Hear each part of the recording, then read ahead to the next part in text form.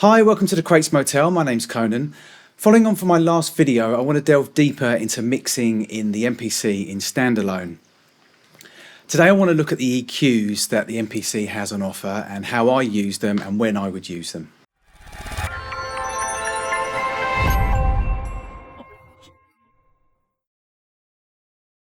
Now with the EQs on the MPC, you don't have the usual visual references that you might be used to in your DAW. But in my opinion, this can actually be a good thing. You learn to trust your ears more and you get a feel for the EQ and you get into moulding the sound just with your ears and you're not looking at graphs. But what it also does is it also teaches you to start recognising frequencies in your sources, and you start breaking things down straight away when you're listening to snare drums or a kick drum or a sample or whatever, and you start thinking things like, that needs more 60 hertz, or I need to add a little bit of 1500 hertz to that snare drum, etc. So in my opinion, sometimes not having those visual references can actually be a good thing. Now another thing that you need to remember with EQ as well is that EQ is not just about boosting, it can also be about attenuating. So assess the sounds that you want to EQ, and also remember that you don't necessarily need to EQ. A lot of the sounds that people will use nowadays will be from sample packs, so they've already been EQ'd. And even if you're sampling off records, bear in mind that they've already been mixed down by a professional who knows what they're doing. So a lot of the time you might not actually need to EQ. Don't think that it's something that you must do, rule of thumb. I'm mixing my track down, I need to EQ that snare drum, I need to EQ that kick drum. So, basically what I tend to do is I tend to assess, I tend to sit back, even make notes, listen to your track all the way through, make some decisions on the low end, through the low mids, into the high mids, into the highs. I tend to do it in that order, and that will give you a good starting point to decide whether you do actually need to reach for an EQ. So I'm going to run through them in order that they're on the MPC, starting off with the air channel strip. That's actually in the dynamic section because it has a gate and compressor as well. But we're just going to be looking at the EQ today. It's kind of based on the SSL channel strip, that kind of thing. Pretty basic EQ. You have a low shelf, mid-range and high shelf. The mid is a bell, so you can adjust the Q on there. Basically the Q affects the width of the bell shape, so you can have it very narrow if you're doing surgical EQ, and you can have it broader if you're you want to bring up like the whole mid-range, etc., that kind of thing. So that's what the Q does basically. On DAW EQs, round about 1.4, sorry I adjust it with that, round about 1.4 would cover an octave. Now whether that is the case on here, not exactly sure to be honest, but I tend to use my ears. So if I want really narrow and I want to do some surgical work on a particular frequency, I'll take it all the way up here, and down here I'll be doing more kind of broad work. So let's say we have a snare drum. If we wanted to zoom in on a particular frequency on the snare drum, really narrow,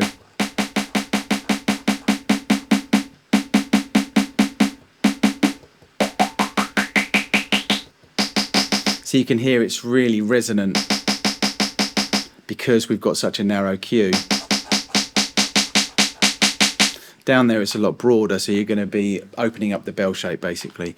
So it's good for things, it's good for surgical EQ, but it's not something that I would reach for on the MPC for surgical EQ. We'll get into that a bit later. It's a good general channel strip to use if you've got a bunch of tracks like some piano, etc., drums, that kind of thing, and you want to make some smaller adjustments, maybe just boost the low end a little bit on a kick, or you want to take a little bit of mud out on a snare, or you want to do a bit of general EQ, and that's what it's good for. It doesn't use up much processing power because it's a channel strip with an EQ and a gate and a compressor built in, so it's a good general channel strip to use.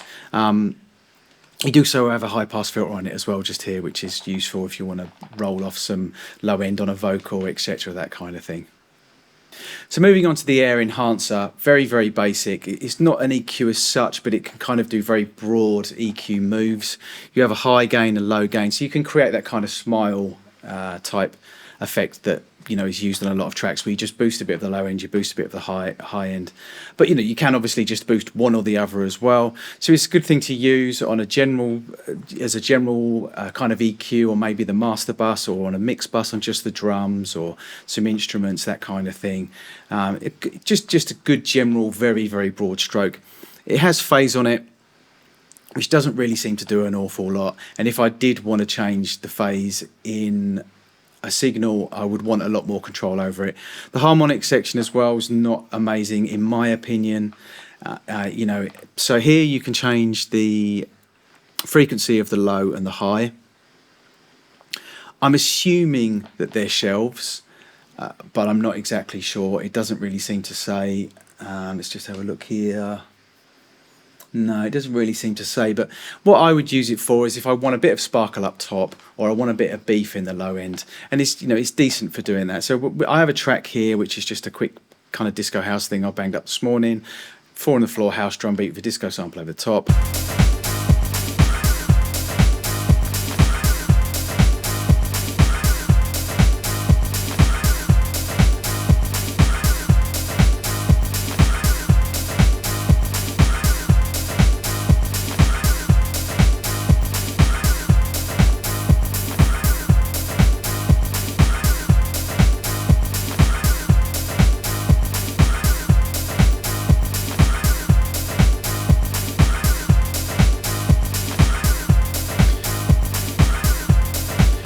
So it's quite subtle, and by the sounds of those highs, it actually sounds like it might be a bell rather than a shelf.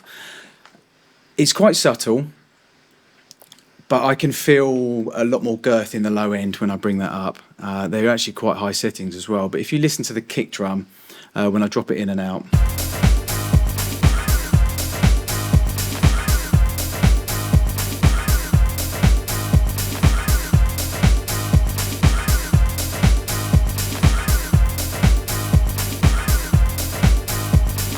So it's giving it a lot more weight, but it's very basic, and it would be something that I would maybe use on the master bus or a mix bus, just really if I wanted a bit more girth in the low end and a bit more sparkle in the high end.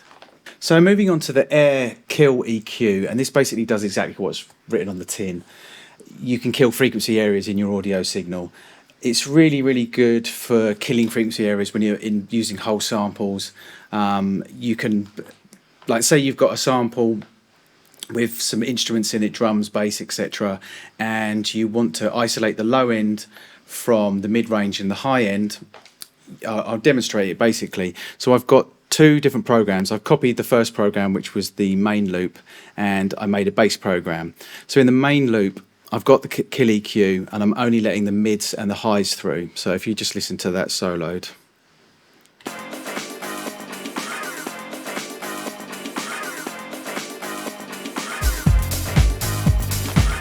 And then with the bass program, I copied it, used the kill EQ, but this time I'm only letting the lows through. So if you listen to that in solo.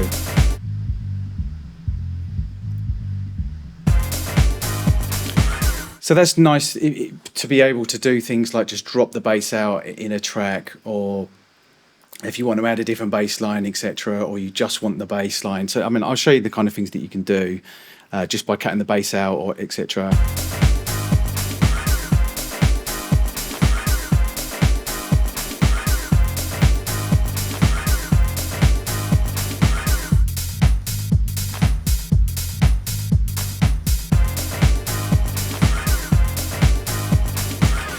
So they're basically very basic filters, but really that's what EQs are. They're filters that you can adjust whereabouts you want to boost or attenuate. So it's really, really useful for that kind of thing. It's a technique that a lot of us use when we're using samples to just isolate the bass area, or just isolate the mids or the highs, etc. So it's really, really good for that. Not exactly an EQ as such, but it still kind of does what an EQ does, but in a much, much broader sense.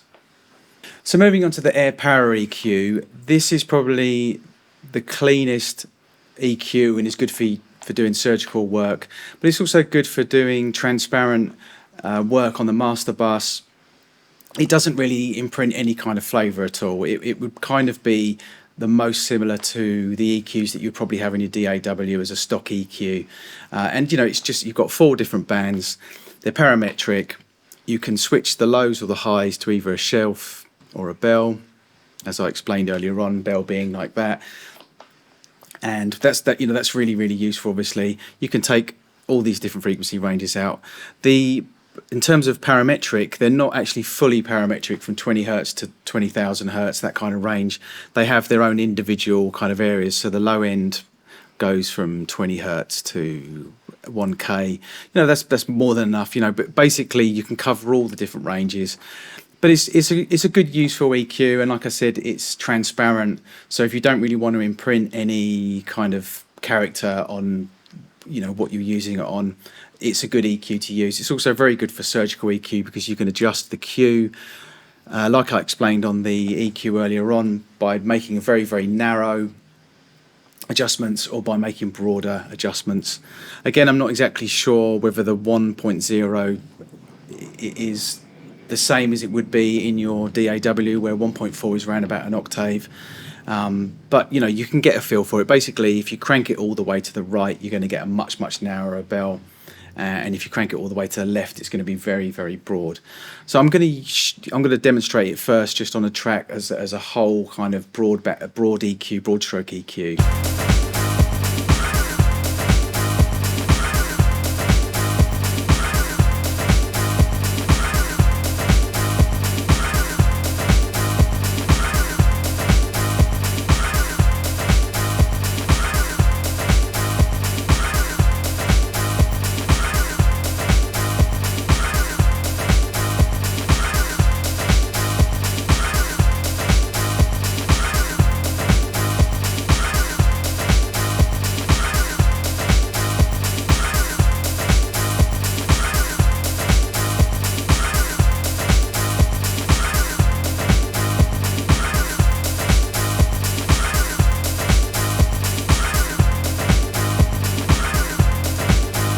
So there's some fairly standard moves there that I would use in mastering.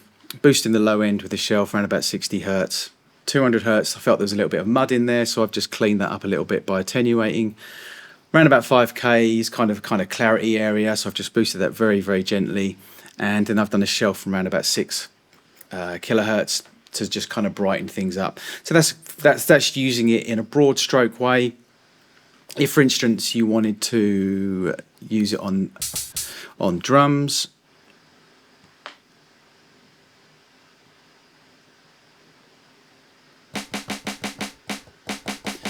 so again you can make things a lot narrower, obviously, with this cue here.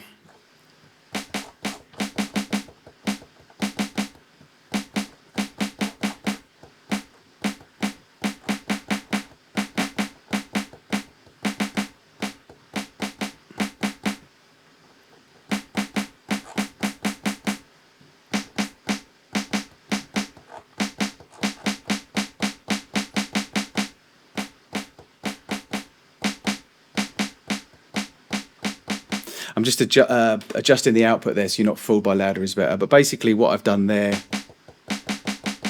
I've brought out a little bit of body in the snare drum and just kind of cleaned it up and given it some brightness up top.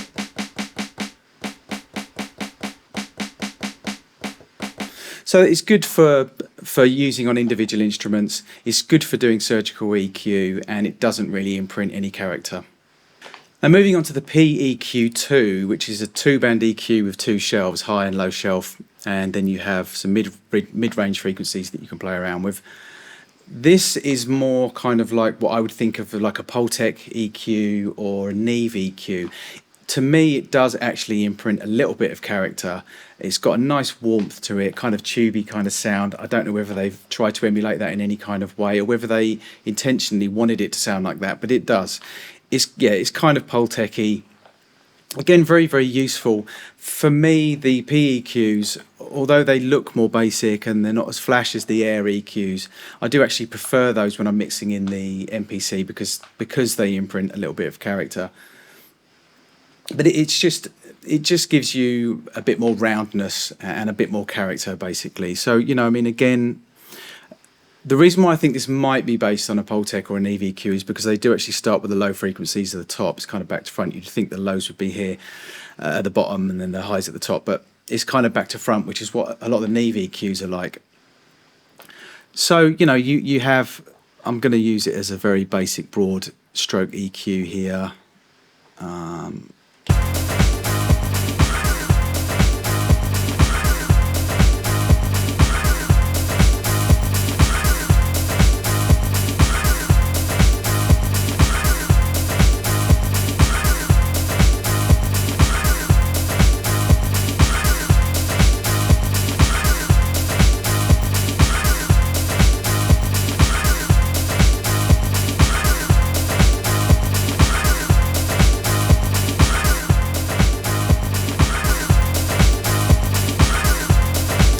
Now, there's obviously a major change in volume there, because by gaining with these frequencies, you are actually increasing the volume of the signal.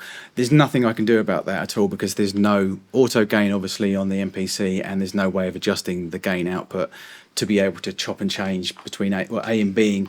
So you have to be very, very careful when you have a plugin like this, where you don't have the ability to be able to match the levels between the A and the B. So you have to trust your ears, and you have to learn a bit more about the frequency changes that are being made. So that is the case with the PEQ too, but I like it because to me it's quite warm and quite creamy, and it does imprint a little bit of character. So it's a nice EQ. The PEQ is a nice EQ to use as a broad stroke EQ, which is probably what I would tend to use it for, or maybe on some instruments, like very dense instruments like strings, pianos where you're playing lots of chords, maybe backing vocals, basically the kind of signals that you would probably use a Pultec on. Also very nice on kicks, gives a nice warm kind of beefy, girthy sound to kicks. 909 kicks especially are really, really nice, but also you know, sampled beefy kicks, you know, like Impeach the President kick, for instance. You might know that, or you probably know that break. Classic kick gives it a real bit of girth, because it's a bit of a puny kick, really. But that's what I would use that for. So decent EQ, and like I said, it imprints a bit of character. And then finally we move on to the PEQ4 band. Now this is similar to the PEQ2, but they're not shelves in the lows and the highs, they're bells, which you can adjust the Q on. So you can be, it's a similar sound, it imprints a similar sound, a bit more tubey, a bit more warm, not as transparent as the Air EQs and the other EQs on the MPC. So if you want to imprint a little bit of character, the PEQs are really, really good for that. To me, it's kind of like maybe an API EQ or an SSL EQ. But it's where it's like the PEQ2, it has the similar kind of sound that you'll imprint on your signal, but you can be a bit more focused because you've got bells to play with rather than shelves on the lows and the highs. So you can be a lot more focused with the EQ that you do. But again, it's good for drums. It's good for broadband EQ, a broad stroke EQ rather, over the entire track on your master bus or on your buses, drum buses. Also, again, it's good for very dense instruments like strings, pianos, and synth pads, vocals, background vocals, or if you've got stacked lead vocals, it's good for that. So it's, again, I wouldn't reach for this EQ if I wanted to do surgical work, if I wanted to attenuate annoying resonant frequencies, that kind of thing. For that, I would reach for the Air Power EQ. For me, this is, again, it's kind of like the Pultec, or more like an API, like I said, to be honest, or maybe an SSL, bit more broad, but it's really, really nice on drums.